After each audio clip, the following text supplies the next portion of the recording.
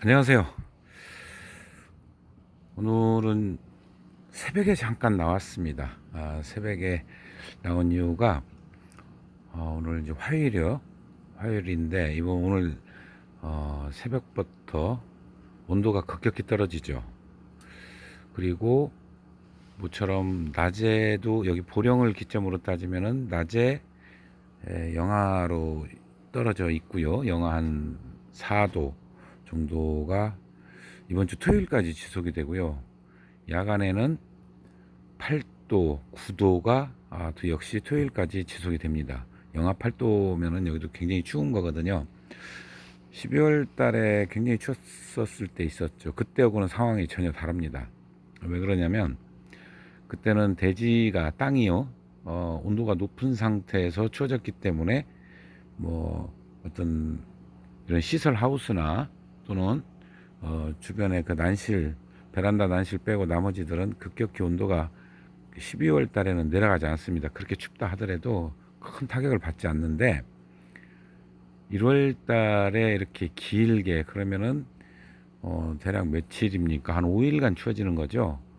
5일, 6일 이렇게 추워질 때는 온도가 더 많이 내려갑니다. 실제보다 보면은 난실 구석에 어디 빈 곳이 있다면 거기에 얼음이 올 정도로요.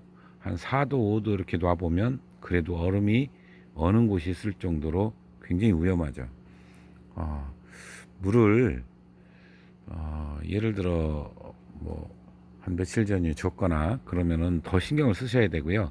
안 주신 분들은 한 5, 6일 동안 물을 안 주신 분들은 그대로 넘기시면 됩니다. 괜찮습니다. 물 안 준다고 문제되지는 않거든요.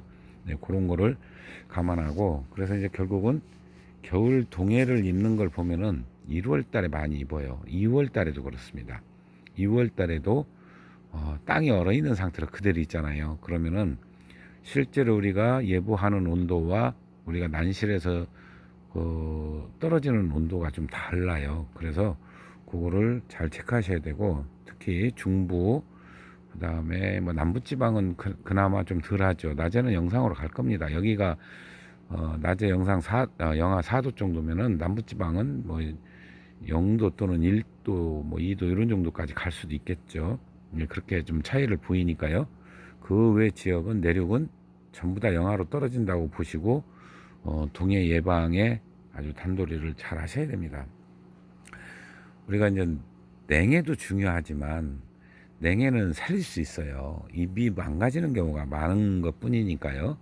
그러나 동해는 정말 위험합니다. 물론 물을 주지 않은 상태에서 건조가 잘 돼 있는 상태에서는 보통 지금 벌써 바람이 불어요. 이제 지금 영하로 떨어지기 시작하나 봐요.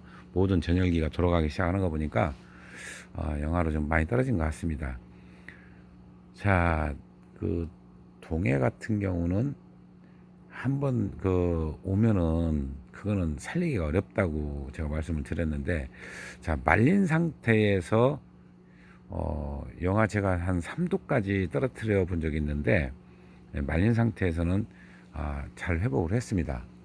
문제는 물을 준 상태에서 영하 뭐 1도, 2도만 떨어뜨려도 그 데미지가 굉장히 큽니다.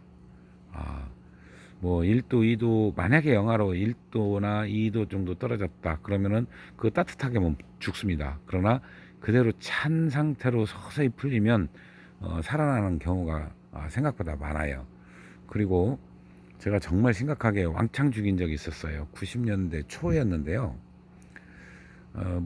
그때도 영하 한 10, 한 3, 4도 이렇게 떨어진다고 제가 기억이 나는데 물을 주고 말렸어요. 그러니까 실수를 한 거죠. 물을 주지 말았어야 되는데 그 추위가 길어진다 하니까 물을 주었습니다. 물을 주었다가 빨리 말려야 되니까 선풍기도 틀고 창문을 다 열고 그때까지는 따뜻하니까요.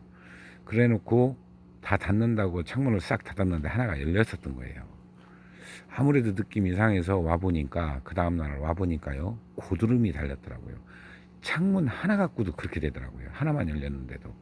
그래가지고 그러면은 난석이요 요 위가 다 위로 올라옵니다. 이렇게 두드룩하게 올라와요. 밑에 고드름이 있고 그럼 이 난석이 두드룩하게 올라왔는데 난실 온도가 영하 7, 7도인가 8도인가 이렇게 떨어졌어요. 뭐 그건 끝난 거죠. 예. 근데 그때 당시에 주로 어떤 거를 많이 살렸냐면 전진총은 다 죽었습니다. 거의 죽더라고요. 거의 다 죽고 뒤에 약간 쪼글쪼글했던 벌브들이 살았습니다. 예, 그렇게 해서 제가 한 30% 정도 살렸던 기억이 있습니다. 그 외에는 싹 죽었어요. 그때 제 그 충격이 굉장히 컸죠. 주로 당시에는 제가 조금 눈 일찍 떠가지고 이렇게 변이 잘생긴 무늬종을 좀 많이 갖고 있었거든요. 예, 몽창 죽인 경험이 있습니다.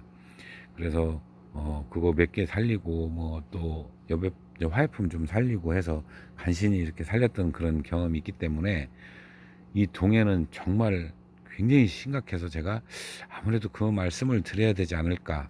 예, 요즘은 뭐 시설 좋으니까 그럴 일들은 거의 없지만, 그리고 또 이런 예가 있어요. 이제 전국에 이제 동해를 입었던 분들 얘기 들어보면 전기 나가는 거 조심해야 됩니다.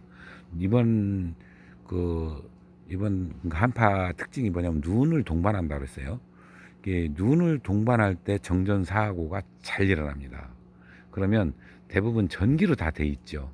전기로 돼 있다는 건 뭐냐면 전기 온풍기만 있는 것이 아니라 모터가 돌아가거나 순환하거나 전부 전기로 돼 있다는 거예요. 그래서 그게 올스톱 돼 버립니다. 그냥. 그게 올스톱 되면은 어떻게 돼요? 방법이 없어요.